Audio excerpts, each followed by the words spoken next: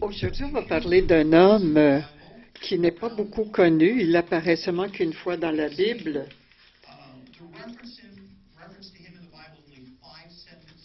Il n'y a seulement que 5 phrases qui parlent de cet homme. Et on parle seulement de sa vie, quand il était jeune.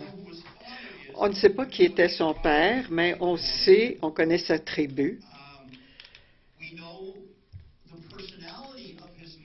On connaît la personnalité de sa mère, mais on ne connaît pas son nom. On sait qu'il a des frères, mais on ne connaît pas leur nom. La seule chose qu'on connaît de son frère, c'est qu'il n'était pas aussi honorable que cet homme. C'est la seule chose qu'on dit de ses frères. Mais cet homme obscur est levé très haut dans la Bible parce que Dieu voulait qu'on apprenne une leçon très importante. Je l'ai lu il y a 15 ans, mais je n'ai pas vraiment compris ce qu'on disait. Mais aujourd'hui, je le comprends. Il y a une grande généalogie dans le premier Chronique, chapitre 4, verset 9. Et ici, la phrase « Jabez était plus considéré que ses frères ». Jabez était plus considéré que ses frères. Ce que l'écrivain veut qu'on comprenne ici, ça a à faire avec l'honneur. Ça a à faire avec l'honneur.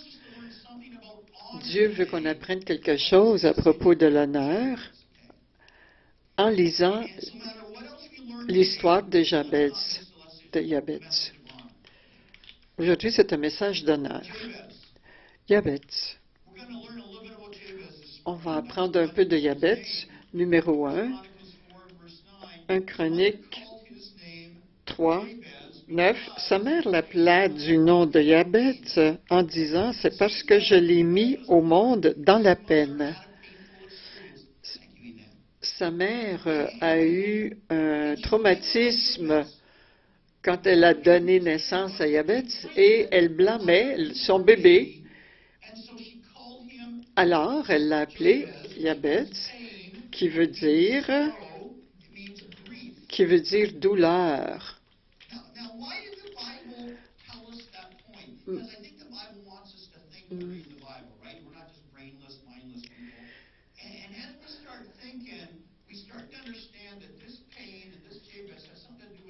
Cette douleur, ça a à faire avec sa mère, la mère de Jabez. Il paraît que sa mère était le genre de femme qui construit des monuments à des déceptions dans sa vie. T'en souviens-tu quand tu as fait ça, quand tu m'avais fait ça?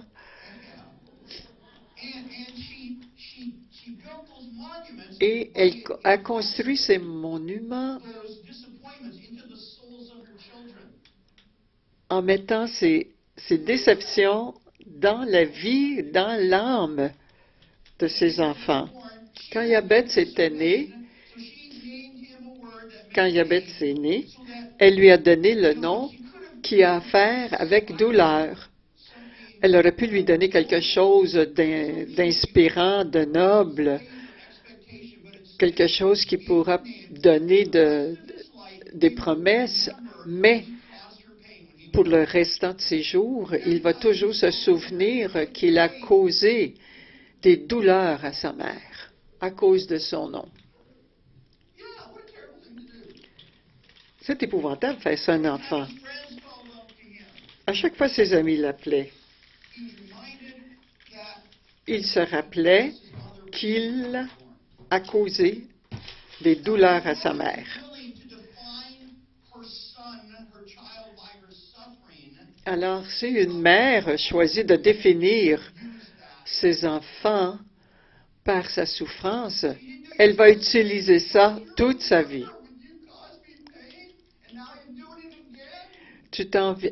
Alors, elle va l'utiliser pour manipuler son enfant. T'en souviens-tu quand tu m'as donné tant de peine quand tu es né? Alors fais ce que je te dis. Alors ça parle un peu de sa vie de famille.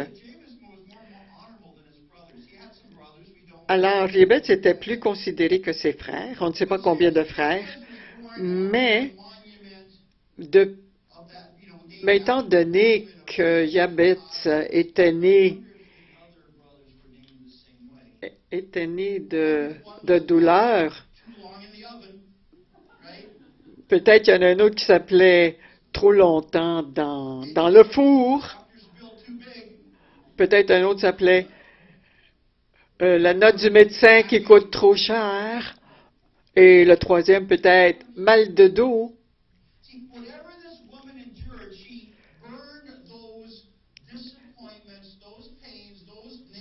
Alors cette femme mettait une marque négative dans les âmes de ses enfants. Qu'est-ce que ça fait quand une personne habite dans une maison? Dans une maison, on parle toujours du passé, comment c'était douloureux. À tous les jours, la famille se souvient des histoires qui ont apporté des peines à la famille. Pas de vision, pas d'attente dans cette famille, seulement que des malédictions, pas d'histoire inspirante, pas de destinée, seulement des malédictions. Alors ça ne changera pas, habitue-toi. Alors voici Jabez qui habite dans cette maison, dans une maison où on pense toujours vers l'arrière, ce qui s'est passé dans le passé, les malédictions du passé. Qu'est-ce qui se passe aux enfants qui grandissent dans une maison comme ça, à tous les jours, c'est quotidiennement, on lui dit qu'il ne réussira pas, que ta mère qui t'a porté pendant 9 mois, tu lui as causé des malheurs. Alors, ça nous dit que pendant le restant de tes jours, tu vas porter des malheurs.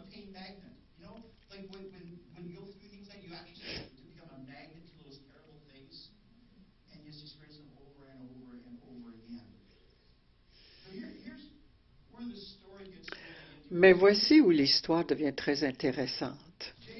Jabez décide à un moment donné, moi je peux plus vivre comme ça. Je peux pas endurer tout ça. Alors, il prie à Dieu. Et voici sa prière. Jabez invoqua le Dieu d'Israël en disant, « Si tu me bénis en agrandissant mon territoire, si ta main est avec moi, si tu me préserves du malheur et de toute peine. » Ça, c'est 1er Chroniques, chapitre 4, verset 10. « Et Dieu accorda ce qu'il avait demandé. » C'était destructif dans la vie de Jabez. Et Jabez a décidé de ne plus accepter ça. Qu'il y avait une malédiction dans sa vie et il a réalisé qu'il avait le pouvoir de combattre cette malédiction. Alors, il a crié à Dieu. Qu'est-ce qu'il a crié à Dieu? Il a dit, que tu me bénisses, oh mon Dieu. Il a compris qu'il y avait une malédiction dans sa famille et dans sa vie. Alors, son appel, c'était le contraire de malédiction. Je veux une bénédiction. Je veux une bénédiction, ce qui est contre la malédiction.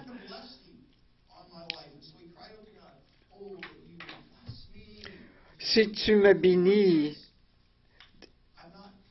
Bénis-moi, Seigneur. Préserve-moi du malheur et de toute peine. La deuxième chose que Jabez, pour laquelle Jabez prie, c'est agrandir mon territoire. Agrandis mon territoire. La première chose était, donne-moi une bénédiction pour contrecarrer la malédiction. Et deuxièmement, agrandis mon territoire.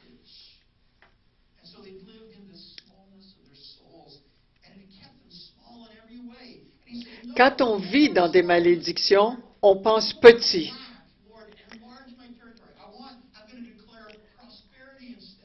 Je vais déclarer la prospérité au lieu de la pauvreté. Élargis mon territoire, agrandis mon territoire. La troisième chose qu'il a prié, c'est « Seigneur, que ta main soit avec moi ». Et Jabez savait que ça prendrait une action de la part de Dieu pour briser cette malédiction qui est avec lui depuis sa naissance.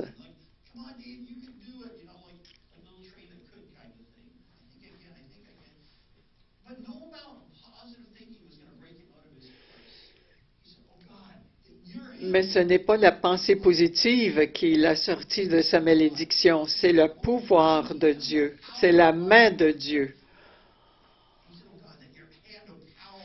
Le pouvoir de Dieu au lieu de faiblesse. Je ne veux plus de faiblesse, Seigneur, je veux le pouvoir. Je veux le pouvoir, ton pouvoir, pour briser cette malédiction. Et la quatrième chose qu'il a prié, c'est il est devenu très spécifique.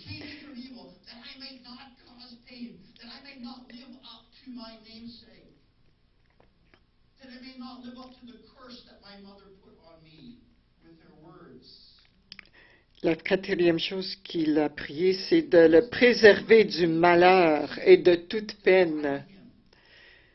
Sa malédiction, son nom, Jabez, définait qui il était.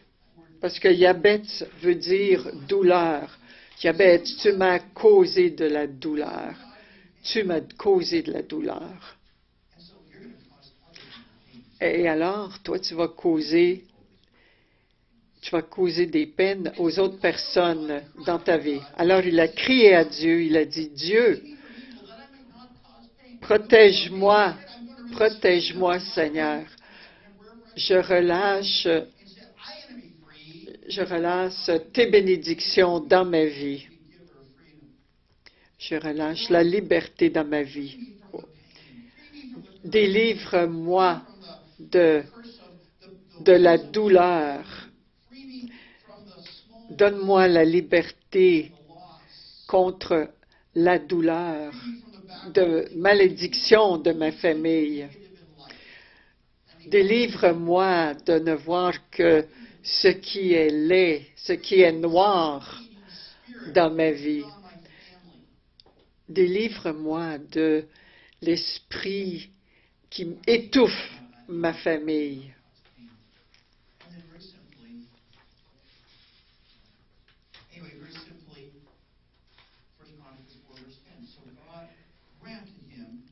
Et Dieu accorda ce qu'il avait demandé. Ça, c'est dans 1 Chronique, chapitre 4, verset 10. Et Dieu accorda ce qu'il avait demandé.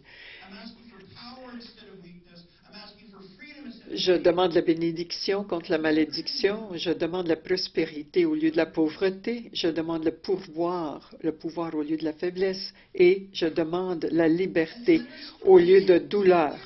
Et l'histoire se termine là. Ça, c'est la fin de l'histoire.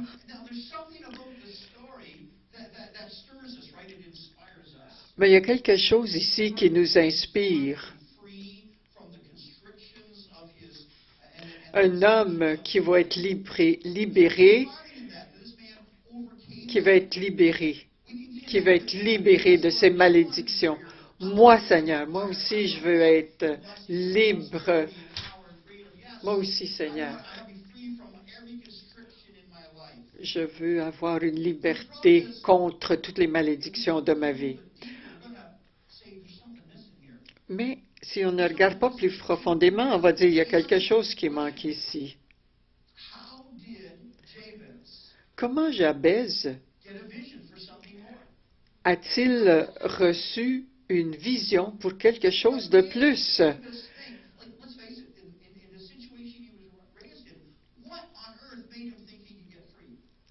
Qu'est-ce que dans cette situation lui a donné l'idée qu'il pouvait être libéré de cette malédiction?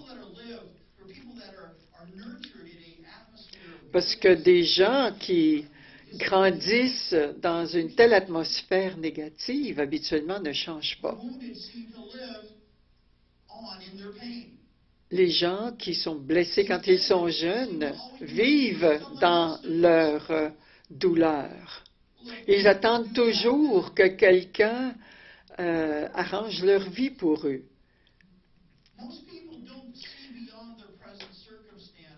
La plupart des gens ne voient pas plus loin que leur malheur. Mais Jabez, il l'a vu. Comment Jabez a-t-il eu une vision pour autre chose? On ne répond pas à cette question ici. Mais il a été libéré. Une deuxième question qu'on ne répond pas dans ce passage.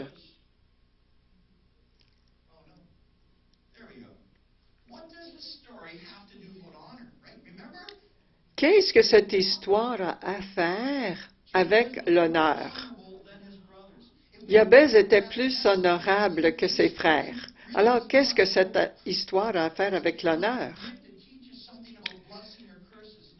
Cette histoire, ce n'est pas pour nous enseigner à propos des mères qui sont négatives ou le traumatisme de la naissance, mais c'est pour nous enseigner quelque chose à propos de l'honneur.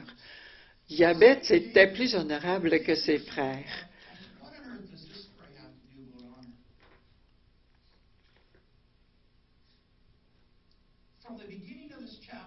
Depuis le début de 4, verset 1, on voit que les fils de Juda, Péret, Hétzron, Carmi, Our et Shobal. Ensuite, les descendants de Juda. Alors, nous savons que Jabez était un petit-fils ou un petit-petit-fils de Juda.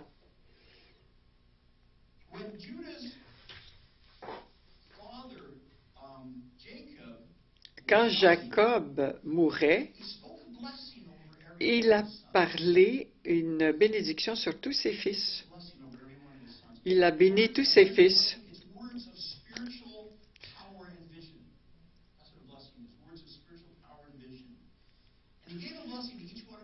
Il a béni chacun de ses fils, incluant Judas.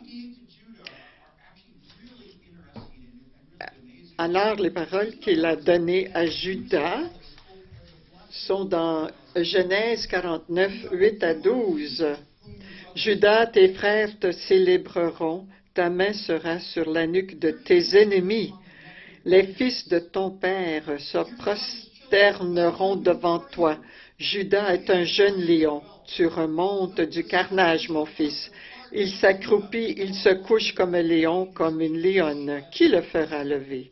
Le sceptre ne sera pas retiré à Judas, ni le bâton de commandement qui est entre ses jambes, jusqu'à ce que vienne Shiloh et que les peuples lui obéissent. Alors, comment on dirait ça aujourd'hui? Voici aujourd'hui comment on dirait ça. Voici ce qu'il a dit à Judas. Voici ce qu'il a dit. Judas, tu as de la faveur avec tes frères. Tu seras victorieux sur tes ennemis. Tes descendants seront comme des lions. Tu vas porter un sceptre de royauté. Tu es un leader. Tu vas délivrer ton monde, ton peuple.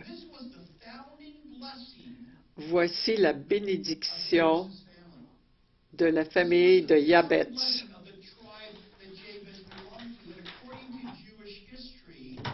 Et en accord avec l'histoire des Hébreux, quand une bénédiction comme celle-ci était donnée, c'était répété à chaque événement famille de la famille. À chaque fois qu'il y avait un événement, cette bénédiction était répétée.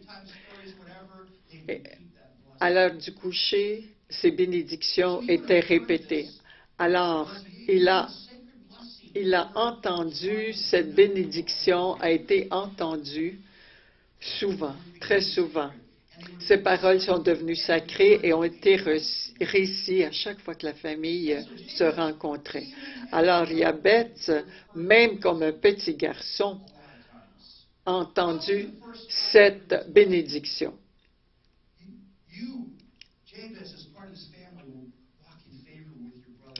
Toi, Judas, tu vas marcher en faveur avec tes frères. Tu vas être comme un lion. Tu vas être victorieux sur tes ennemis. Tu vas porter un sceptre comme la royauté. Alors, au début, quand il était jeune, peut-être qu'il n'y croyait pas trop. Écoute, moi, mon nom ne veut pas dire tout ça. Mon nom veut dire douleur. Toute ma famille a des malédictions. Alors moi, je n'y crois pas à ça. Mais il entendait ces bénédictions jour après jour, souvent, faveur, victorieux, comme un lion, royauté, leader, délivreur, faveur, victorieux, comme un lion, royauté, leader, livreur, délivreur. Il entendait ces bénédictions et il entendait toujours ces bénédictions. Et finalement, un jour, il a compris un jour ce que ça voulait dire. Ça voulait dire qu'il n'avait pas besoin de vivre cette malédiction. Il y a des gens dans cette assemblée qui ont entendu des paroles négatives dans toute leur vie. Et j'espère que vous comprenez ce message aujourd'hui. Voici votre destinée. Ma vie n'est pas définie par les façons négatives, les malédictions de ma famille. Il y a une plus grande destinée qui m'attend. Si je choisis d'être victorieux, d'être comme un lion, d'être comme la royauté, d'être comme un délivreur, que je suis une personne destinée à la faveur de Dieu. Alors, Yabetz, qu'est-ce qu'il a fait? Il a choisi d'honorer. Il a pris la responsabilité personnelle pour sa destinée et pour sa famille. Alors, il dit, ça arrête ici. La prochaine génération n'aura pas cette malédiction. Ça arrête aujourd'hui. Et je ne veux plus blâmer ma famille pour les malédictions de ma vie. Je ne croirai plus jamais les paroles négatives que les autres personnes ont parlé sur moi. Au lieu de tout ça, il a choisi de prendre une responsabilité personnelle sur sa destinée. Il a choisi d'honorer cette destinée, de voir cette destinée venir avoir la vie dans sa vie. Je n'ai rien contre les mères aujourd'hui, mais il y a des pères, des oncles qui ont parlé des malédictions sur vous. Alors Yabetz a crié à la seule personne qui pouvait donner de la vie à ces bénédictions. Oh Seigneur, que tu puisses me bénir, que tu agrandisses mon territoire, que je ne fasse pas du mal à qui que ce soit. Et Jabez a été libéré parce que Dieu, qui a mis ces paroles dans la bouche de Jacob, et quand une personne a entendu ces paroles qui bénissent dans la parole de Jacob, Dieu a honoré ça. Comment ses frères étaient-ils plus honorables que ses frères? Voici la question. Parce que ses frères ont choisi de ne pas croire à la bénédiction, tandis que Jabez a choisi de croire à la bénédiction.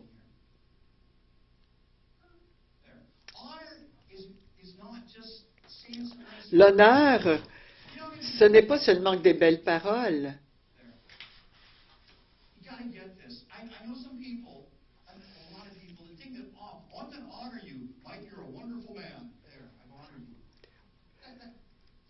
L'honneur, ce n'est pas des paroles.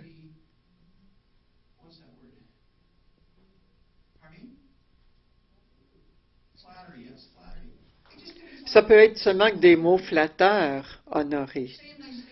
Dire des choses belles de personnes et ensuite dire de mauvaises choses dans leur dos, c'est pas ça l'honneur. L'honneur, c'est une qualité du cœur et de l'âme. L'honneur refuse l'oppression. L'honneur refuse le manquement et refuse la faiblesse. L'honneur veut ce que Dieu a l'intention de nous donner, la nobilité, l'abondance et la force.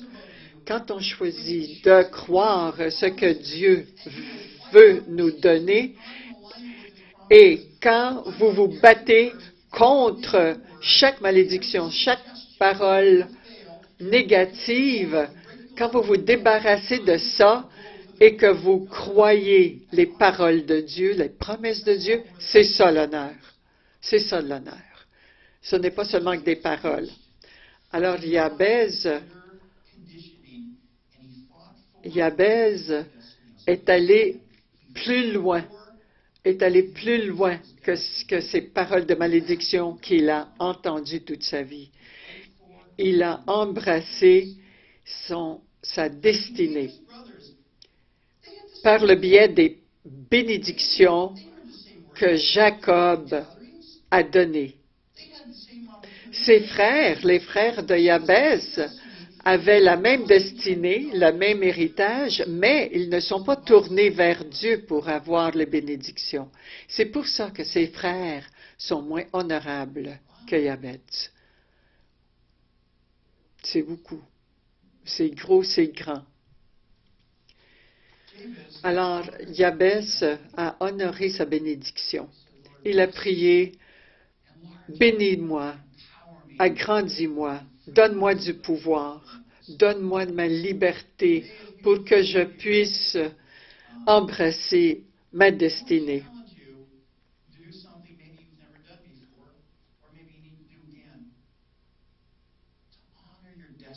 Pour honorer votre destinée dans le Christ, pour honorer la raison pour laquelle Dieu vous a mis sur cette planète. Choisissez d'honorer votre destinée aujourd'hui.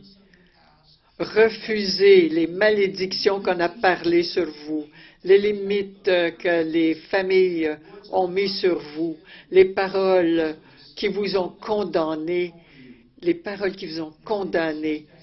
Ne choisissez pas ce côté négatif. Choisissez à honorer votre destinée. Aujourd'hui, prenez la responsabilité en appelant Dieu, en saisissant votre futur. Seigneur, bénis-moi, agrandis-moi, donne-moi le pouvoir et donne-moi ma liberté pour que je puisse vivre ma destinée.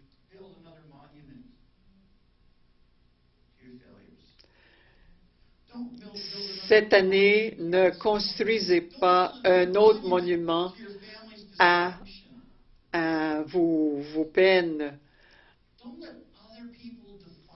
Ne laissez pas les autres personnes vous définir par leurs paroles. Ne détestez pas votre vie parce que quelque chose n'a pas bien été dans votre vie. Cherchez votre destinée, cherchez le pouvoir, pourquoi Dieu vous a donné, la raison pour laquelle Dieu vous a mis cette planète. Alors, je vous lance un défi. Cette année, choisissez d'être une personne d'honneur et donc une personne de destinée. Il y a une raison pour laquelle cette Église s'appelle Destiny Christian Church.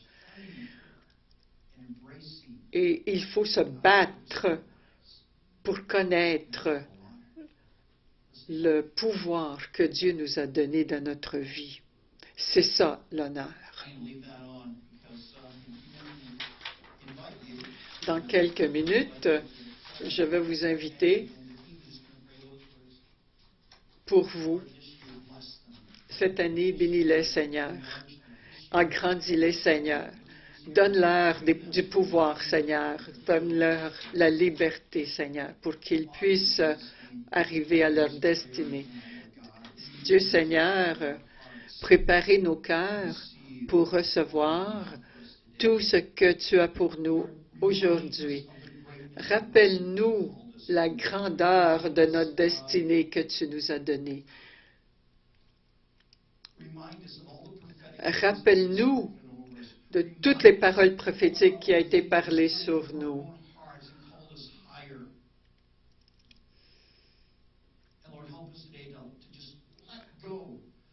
Montre-nous aujourd'hui, Seigneur, de laisser aller, de ne pas se laisser captif de toutes les paroles négatives qui ont été parlées sur nos vies. Aujourd'hui, on veut être plus honorable que nos frères chrétiens en prenant en main notre destinée, en prenant en main la raison pour laquelle on a été créé. Alors, Dieu, Seigneur, je te demande, aide-nous à faire une décision, à prendre une décision, un choix d'honorer, le choix d'honorer notre destinée.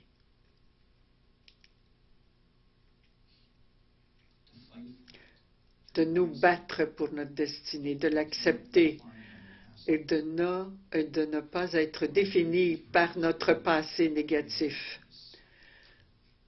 Je prie que chaque personne a pris cette décision et ce choix. Au nom de Jésus, je prie tout ça.